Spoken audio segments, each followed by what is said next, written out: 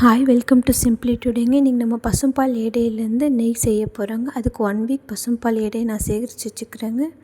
இப்போ ice water எடுத்துக்கலாங்க. ஒரு மிக்ஸி ஜாரில் எடுத்து வச்சுருக்கிற ஏடையெல்லாம் போட்டு கொஞ்சம் ஐஸ் வாட்டர் போட்டுக்கோங்க. இப்போ இதை நல்லா ஒரு 40 செகண்ட்ஸ் கிட்ட நிறுத்தி நிறுத்தி பிளெண்ட் பண்ணுங்கள்.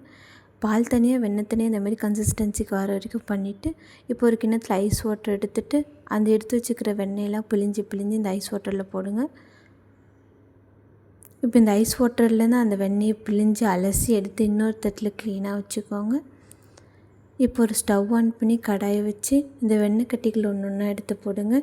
நல்ல லோ ஃப்ளேம் ஸ்லிம்மில் வச்சு அது நல்லா உருகி வர வரைக்கும் வெயிட் பண்ணுங்கள். கொஞ்சம் கொஞ்சமாக உருகி நல்லா வந்துடுங்க.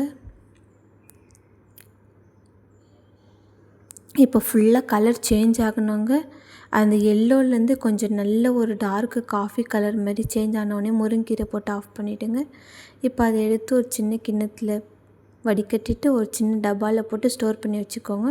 1 மந்த்துக்கு தேவையான நெய் ரெடிங்க. தேங்க்ஸ் ஃபார் வாட்சிங்.